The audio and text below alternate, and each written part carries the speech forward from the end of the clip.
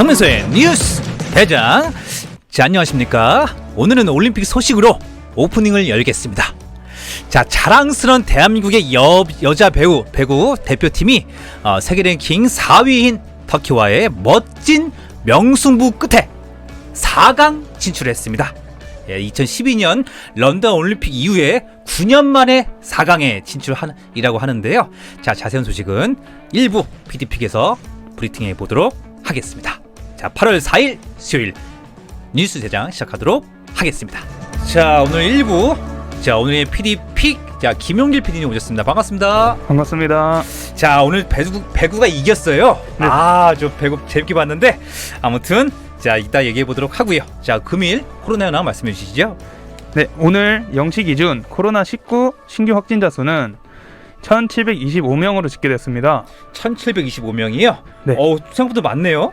네, 어제보다 500명 늘었습니다. 자, 관련 내용들은요? 네, 검사량이 적었던 주 초에는 확진자 수가 줄었지만 평일 검사 건수를 회복하면서 확진자 수도 전날보다 500명 넘게 늘었습니다. 예. 지역별로는 서울 479명, 경기 474명 등 수도권에서만 1,036명이 확진돼 전체 국내 발생 확진자의 62%를 넘게 차지했습니다. 야, 이게 정말 많이 늘고 있긴 있네요. 약간 줄었긴 했지만 그래도 지금 1,000명대가 29일 동안 지속된다는 거죠? 네, 맞습니다. 아, 예, 계속 이어서요. 그 거리두기 발표는 언제 됩니까?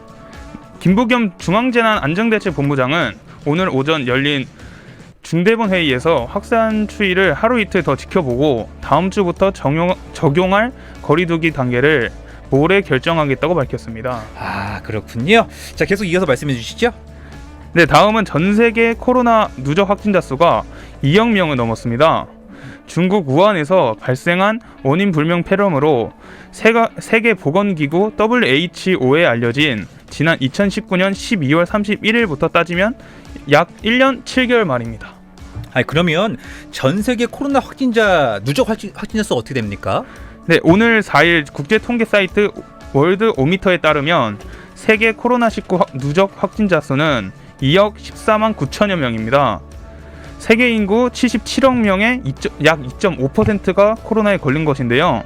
전 세계 코로나 누적 확진자 수는 올해 1월 26일 1억 명을 돌파한 뒤 불과 반년 만에 다시 1억 명이 증가했습니다. 자, 올해 1월 상반기 1월 26일 1억 명을 돌파한 뒤에 반년 만에 6개월 만에 다시 1억 명이 증가했어요. 이거 확산세 빠르다고 정리할 수 있겠군요.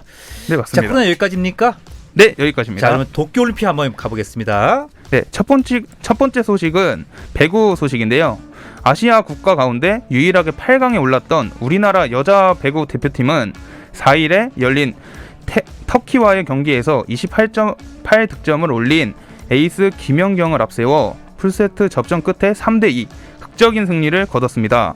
4강은 브라질과 러시아의 승자와 결승 진출을 다툽니다. 이게 브라질과 러시아 승자가 8월 6일 금요일날 격돌한다는 거죠? 네, 맞습니다. 아, 그렇군요. 자, 이어서요. 네, 다음 소식은 역도인데요. 이선미 선수는 2일 도쿄올림픽 역도 여자 체중량급 87kg 이상 A그룹에서 인상 125kg, 용상 152kg로 합계 277kg를 기록했는데요. 이로써 3위인 미국 사라 로블레스 선수와 이제 5kg 차이로 4위를 기록하며 메달권에 들지 못했습니다. 제가 이렇게 방송을 봤는데 좀 안타깝더라고요. 4등. 이게 제 4등이 좀 아까운 거예요. 조금만 올라가면 3등 할 수 있는 건데. 네, 맞습니다. 한 끗 차이로 이제 5kg다 보면 저희도 들 수 있는 게 5kg다 보니까. 근데 이게 5kg가 그 중량이 많은 상태에서 힘들다고 하더라고요. 네, 맞습니다. 자, 이어서 한번 그다음에 우리나라 올림픽 어떻게 됩니까? 일정이요? 네, 오늘 저녁 야구 준결승이 있는데요. 오늘 오후 7시 대한민국 대 일본 한인전 일정이 있습니다. 그리고 오후 5시 여자 핸드볼 8강 경기가 있는데요. 상대는 스웨덴인데요. 우리가 객관적 전력에서 스웨덴에게 밀리는 건 사실이지만 조별리그에서 만난 노르웨이나 네덜란드보다는 훨씬 해볼 만한 상대입니다. 자, 오늘 7시죠? 그리고 오늘 오후 5시에 핸드볼도 있다는 거. 저는 오늘 7시에 꼭 퇴근 일찍 해갖고 야구 보러 갈 겁니다. 한일전 이거 봐야겠죠? 혹시 몇 대 몇으로 이길 것 같습니다. 저는 질 것 같아요. 질 것 같. 마음은 이겨야 되는데 마음은 이겨야 되지만 질 것 같은 생각이 드네요. 한 1군에 워낙 잘하잖아요. 네, 맞습니다. 그래서 일단 어떻게 우리 용길 PD는 어떻게 생각하십니까? 저는 아마 김현수 선수가 한 방 해주면서 우리 캡틴. 네. 초반에 저희가 좀 약한 모습인데 보통 예. 초반부터 이제 강세로 이제 몰아붙이면서 좀 하면은 더 쉽게 이길 수 있지 않을까 싶네요. 자, 그럼 저도 한국 대한민국이기 때문에 이긴다에 한 표 걸고요. 우리 스코어 몇 대 몇 한번 해볼까요? 저는 8대 6으로 8대 6. 이기는 걸로 하겠습니다. 전 8대 7 이기는 걸로. 8대 7 이기는 둘 걸로. 다 이기는 걸로 가겠습니다. 네, 알겠습니다. 자, 이어서 올림픽 여기까지입니까? 네, 올림픽 여기까지입니다. 자, 그럼 대선 얘기 있다고 하는데 뭐 유시민 장관 얘기 나오고 있어요. 어떻습니까? 말씀해 주시죠. 네, 유시민 노무현재단 이사장이 자신이 진행해 오던 유튜브 방송 알릴레오를 재개한다고 합니다.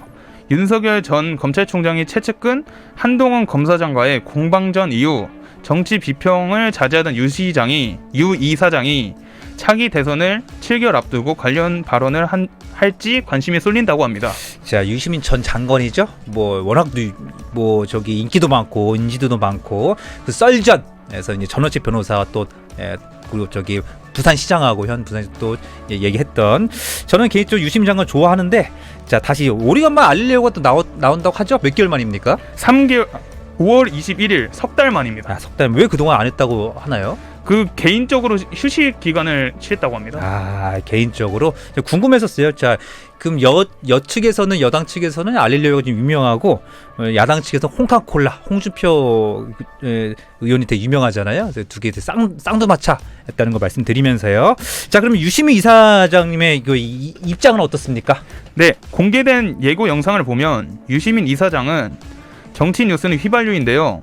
바람 불고 기온이 높아지면 다 날아간다며, 날아가 버리는 게 덜한 지식과 정보를 알릴레오 북스에서 가져가시면 좋겠다라고 말했답니다. 자, 정치 뉴스는 휘발유라고 하는데 우리 뉴스 대장은 휘발유가 아니라고 말씀드리면서 우리는 전기차입니다. 쭉 갑니다. 자, 이어서 다음 소식은요. 네, 다음 소식은 여권 유력 대선 주자인 이재명 경기지사 측이 3일 당내 경선 경쟁자 이낙연 전 대표 캠프 수석 대변인 오영훈 의원을 당 선관위와 윤리감찰단에 신고했습니다. 자, 오늘 이제 곧 17시에 이제 오늘 TV 토론회를 하게 되잖아요. 하게 되는데 오늘 YTN인가요? 오늘 주체가? 그렇게 때문에 알고 있는데요. 오늘 토론회 관련해서 아마 이재명 지사, 이재명 후보의 공격이 만만치 않을 것 같아요. 관련해서 뭐 음주운전 이런 얘기들이 있다고 하는데, 자, 관련 내용 한번 말씀해 주시죠. 이 지사 측 입장은 어떻습니까? 이재명 지사 측은 3일 이 지사가 경기도 차량이나 비용을 이용해 불법 경선 운동에 참여한 것처럼 허위 사실을 공표하는 등 공직 선거법과 당 윤리 규범을 위반했다.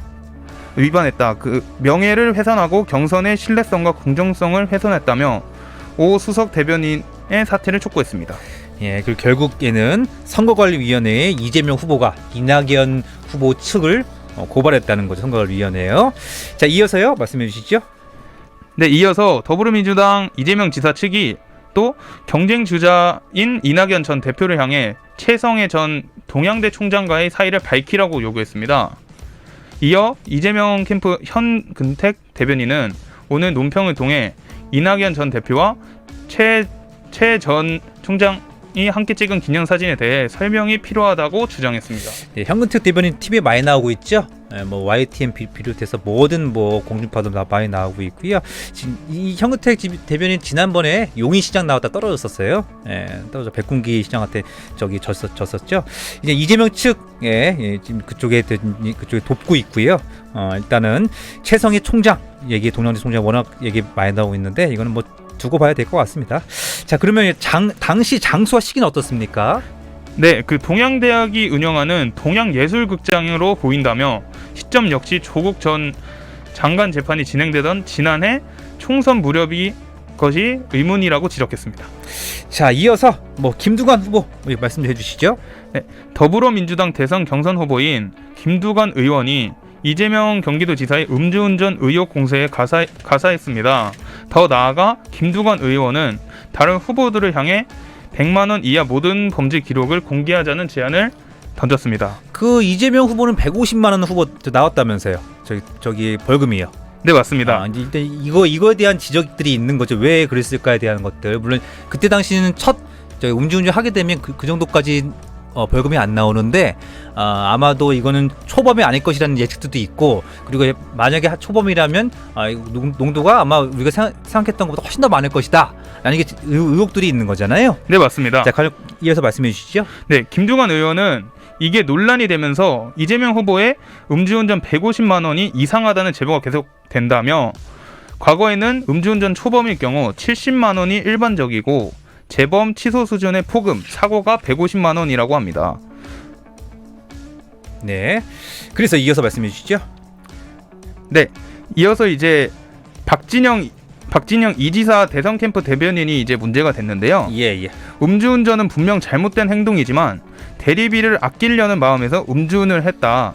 가난이 죄라고 느낄 수 있다라는 글을 올린 사실이 알려지자 자진 사퇴를 했습니다. 자, 이게 좀 재밌어요. 이거 박진영 대변인 프로필 보니까 정치 외교학과 박사 과정이시고 69년생, 그리고 보니까 민주당 상근 부대변인, 뭐 이렇게 건국대학교 초빙 교수 이렇게 나와 있는데, 이게 좀 우리가 누가 생각해도 고등학교 중학교 학생들도 이렇게 안 믿을 것 같은데요? 네, 맞습니다. 또 여기서 또 재밌는 게 전과 기록이 하나가 있는데 도로교통법 위반에서 음주운전 벌금을 100만 원을 낸 적이 있습니다. 본인도 음주운전 했네요. 그럼 본인도 대리비 아까워서 뭐 어떻게 한 거예요? 오히려 자기가 지은 죄는 너그럽다는 말이 있듯이, 인정할 거 인정을 하고 말도 안 되는 변명을 하지 않았으면 하는 게 바람인 거죠. 이거 따끔하게 혼나야 돼, 이런 부분은요. 자, 넘어가서 그 이재명 지사가 빠질 수 없는 게 이게 김부선 씨잖아요. 여배우 스캔들의 주인공인 거죠. 네, 맞습니다. 뭐 발언을 했다고요? 어떤 내용들입니까? 네, 김부선 씨는 이재명 후보가 음주운전 전과 2회 이상이라는 것에 18조 원을 건다며 목소리를 높였습니다. 그리고 김 씨는 상대 후보들은 이재명 후보의 음주운전 기록을 시급히 찾아야 한다며 강조했습니다. 자, 18조 원이라는 거 함부로 쓰지 마세요. 18조 있는 다음에 말씀하시고요. 18조 없는 거 다 전 국민이 알고 있습니다. 자, 넘어가서 하태경 의원도 뭐라고 했다고요? 네, 하태경 의원은 2022년 대선 최악의 망언이 이재명 캠프에서 터져 나왔다며, 음주운전 전과자 이재명 지사가 대선에 출마한 것 자체가 고민인데 대변인까지 나서서 삼복더위에 국민들 염장 지르는 것은 대체 무슨 저희인가 라면서 이제 쏘아붙였습니다. 하태경 의원도 발등에 불 떨어졌어요. 본인도 이제 인지도가 없어요. 지금 올라가야 되는데, 그래서 이렇게 저격했다는 걸 말씀드릴 수 있겠고, 이렇게 넘어가면 될 것 같아요. 자, 그다음에 이재명 후보가 또 뭐 공약을 발표했다고요? 뭐 있습니까? 네, 더불어민주당 경선 후보 이재명 지사가 임기 내 250만 호 이상을 주택을 공급하겠다는 계획을 발표했는데요. 이 중 기본 주택만 100만 호 이상을 공급해 장기 임대 공공주택 비율을 10%까지 늘리겠다고 했습니다. 예, 이게 결국에는 그 정부에서 얘기한 대로 부동산 정책은 공급과 수요가 맞아야 된다. 그래서 이제 공급을 늘리면서 집값을 안정화로 잡겠다라는 정책인데요. 계속 이어서요. 네, 이재명 지사는 이날 국회에서 기자회견을 열고 대통령 임기 내 기본소득 100만 가구를 포함해 총 주택 250만 가구를 공급하고 분양가 상한제 및 후 분양제를 실시하고 분양 원가를 공개하도록 하겠다라면서 제3차 정책 공약을 발표하며 이같이 밝혔습니다. 자, 그러면 이재명 후보의 또 목표가 있겠습니까? 네, 있습니다. 이재명 지사는 또한 실거주 주택 필수 부동산에 대한 조세 부담, 금융 제한, 거래 제한은 완화하는 대신 투기용 주택, 비필수 부동산에 대한 부담과 제한을 강화하고 전수조사를 통해 불법 동지 투기도 뿌리 뽑겠다고 밝혔습니다. 결국에는 다주택자에게는 책임을, 그리고 원주택 1가구 1주택자들에게는 완화를 하겠다는 거군요. 네, 맞습니다. 자, 이어서 오늘 또 이슈가 되는 것 같아요. 최재형 전 감사원장, 지금 이제 후보죠, 대선 후보. 오늘 출마 선언했던데 어떤 내용도 있습니까? 네, 국민의힘 대권 주자인 최재형 전 감사원장이 4일 오후 대선 출마를 선언합니다. 감사원장 사퇴 후 속전속결로 국민의힘에 입당한 최 전 원장이 정치적으로 대선 출마를 선언함으로써 당내 대선 후보 경선도 더욱 치열해질 전망입니다. 제가 이거 잠깐 봤는데요. 언택트로 하는 것 같더라고요. 자, 선언식은 어떻게 됐습니까? 네, 선언식은 급격한 코로나19 확산세를 고려해 온라인으로 진행된다고 하는데요. 최 전 원장은 10분 남짓 분량의 출마 선언문을 이제 먼저 발표를 한 후 화상회의 플랫폼인 줌으로 출마 선언식에 참여한 기자들로부터 질문을 받는다고 합니다. 제가 잠깐 보니까 저는 이게 개인적인 제 의견인데요. 대선 출마 전과 후와 우리 최재형 후보라고 얘기할게요. 최재형 후보가 인물이 틀려졌어요. 야, 이렇게 대선 하겠다고 하니까 머리 스타일 틀리고 오는 스타일 보니까 스타일이 멋지더라고요. 네, 맞습니다. 이제 야, 7일에 SNS로 이제 그러니까 근데 남들 하면서. 앞에 쓴다고 하게 되면 또 국민의 또 대통령 후보 아니겠습니까? 그럼 외모부터 바꿨다는 거 잘한 것 같아요. 네, 맞습니다. 일단 저는 머리 스타일 마음에 듭니다. 자, 넘어갈게요. 이준석 대표 어떤 내용도 있습니까? 네, 이준석 국민의힘 대표는 대선 후보 검증단장으로 과거 윤석열 전 검찰총장 인사청문회 당시 저격수 역할을 했던 김진태 전 의원이 거론되는 것에 대해 이간질하려는 게 아니다라고 말했습니다. 자, 일단은 김진태 후보에 좀 알아봐야 될 것 같은데 김진태 전 의원이죠. 자, 왜 윤석열 저격수가 불린 이유가 뭡니까? 네, 검찰 출신으로 김진태 의원은 검찰 출신으로 19대와 20대 국회의원을 지낸 김진태 전 의원은 2019년 윤석열 당시 검찰총장 후보 인사청문회에서 처가 관련 의혹과 윤호진 전 용산 서무처장 세무처장 뇌물 사건 관련 의혹 등에 대해 집중적으로 캐물어 윤석열 저격수로 불렸습니다. 이게 저격수에서 저기 김진태 전 의원이 좀 검사였어요. 검사 출신이잖아요. 뭐 대선 후보도 나왔었어요. 전에 대선 후보 황교안 뭐 대선 후보와 그리고 당 대표 후보도 나왔었고, 그래서 그때 저 인상 깊었던 게 저기 우리 미국에 가면 말 탄 사람들 뭐라고 그러죠? 카우보이라고 하나요? 카우보이 모자 딱 쓰고 나와서 자기는 카우보이라고 하면서 이렇게 딱 올라왔던 그 인상적이었던 장면이 아직도 기억이 남고요. 자, 그러면 이준석 대표의 발언은 어떻습니까? 네, 이 대표는 4일 CBS 라디오 김현정 뉴스쇼에 출연해 김 전 의원 영입이 윤 전 총장을 견제하는 게 아니냐라는 얘기가 나온다는 지적에 당신은 윤 전 총장을 낙마시키기 위해 노력하던 시절이었고 지금은 상황이 다르다며 이렇게 바뀌었습니다. 자, CBS 김현정의 뉴스쇼가 되게 많이 듣는 방송이거든요. 아침 오전에 가장 많이 듣는 게 오전 7시에 방송하는 프로그램인데 7시에 TBS의 뉴스공장과 CBS의 김현정의 뉴스쇼 가장 많이 듣는. 그래서 아마 2주 뒤에 또 여권 후보들, 본선 후보들 6명 다 나와 다 여기서 CBS 라디오에서 토론회 한다는 거 말씀드리면서요. 자, 그럼 부동산 얘기 한번 넘어갈까요? 자, 어떤 내용도 있습니까? 네, 경찰이 부동산 차명 투기 의혹을 받고 있는 김은영 경기 하남시 의원을 검찰에 넘겼습니다. 예, 어떻게 이어서 말씀해 주시죠? 3일 경찰 등에 따르면 경기 남부경찰청 부동산 투기사범 특별수사대는 지난 2일 김 시원을 부동산 실명법 위반 혐의로 수원지검 성남지청에 기소 의견으로 송치됐습니다. 김 의원은 모친이 매입한 임야가 3기 교산신도시 부지로 편입돼 상당한 차익으로 남겼다는 것을 확인했습니다. 자, 결국에는 자기 엄마로 뭐 매입을 한 거잖아요. 이거를 아마 알고 했을 것이라는 의혹들이 많아요. 이것은 그래서 탈당한 거 아닙니까? 지금 하나는 시의원 무소속이잖아요. 원래 민주당이었었는데 이걸 확실히 명백히 밝힌 다음에 맞으면 들어오시면 다시 입당 다시 하시면 되는 거고, 아니면 이제 구속되시면 되는 거예요. 그럼 본인이 알아서 판단할 문제고요. 중요한 것은 이걸 명백히 밝혀야 된다는 거죠. 지금 검찰에 송치됐으니까요. 아마 법원 쪽 넘어가게 되면 이 결과가 정확히 나올 것 같다라는 생각을 해보면서 넘어가도록 할게요. 자, 그다음에 서울대 총장이 뭐 사과했다고요? 어떤 내용도 있습니까? 네, 지난 6월 청소 노동자 이모 씨 사망 사건이 발생한 서울대 기숙사 관악학생 생활관의 관장과 부관장이 보직 사표를 냈습니다. 서울대에 따르면 노유선 기숙관장과 남성현 부관장은 어제 보직에서 물러난다는 의사를 밝혀 학생 측이 사표 수리 여부를 검토하고 있습니다. 자, 과연 부관장, 남성현 부관장의 입장은 어떻습니까? 서울대 전체의 명예가 훼손됐다며 허위 주장에 현혹되지 말고 진상이 규명될 때까지 기다려달라고 주장했었습니다. 자, 그럼 반면에 우리 노동부 입장은 어떻습니까? 고용노동부는 지난 30일 기숙사 청소 노동자들이 필기시험과 복장 규정 등을 강요당한 것은 직장 내 괴롭힘에 해당된다는 이제 조사 결과가 나왔는데요. 노동부는 이러한 괴롭힘 사안을 즉시 개선하지 않으면 서울대를 근로감독 대상에 포함하는 등 엄중하게 대처하겠다고 밝혔습니다. 자, 결국 사람이 사망을 했어요. 사람이 사망을 하게 되면 당연히 총장이 미리미리 사과를 했어야 되는 거죠. 근데 그렇게 한 달이 넘어가고 37일 만에 사과를 했다는 거죠. 이거는 문제가 있는 거예요. 빠른 대처하지 못한다. 보통 학자들이, 총장하면 학자죠. 연구자, 박사 이렇게 되는데 학자들이 이런 게 좀 많이 늦어요. 정치인이 아니기 때문에 그런 것들은 빠른 대처가 좀 필요하고 이건 센스가 좀 부족했다라고 생각이 들고요. 자, 그러면 이제 서울대 총장이 공식 사과를 했다고요. 어떻습니까? 네, 노동부의 입장이 나오자 오세정 서울대 총장은 어제 입장문을 통해 고인과 유족에게 공식적으로 사과하고 재발 방지를 약속했습니다. 이번 주 안에 유족 및 청소 관계자, 학교 관계자를 같이 이제 모이는 간담회를 연다고 합니다. 예, 사과를 했으면 정숙히 사과를 해야겠죠. 자, 넘어갈게요. 자, 그다음 어떤 소식이 있습니까?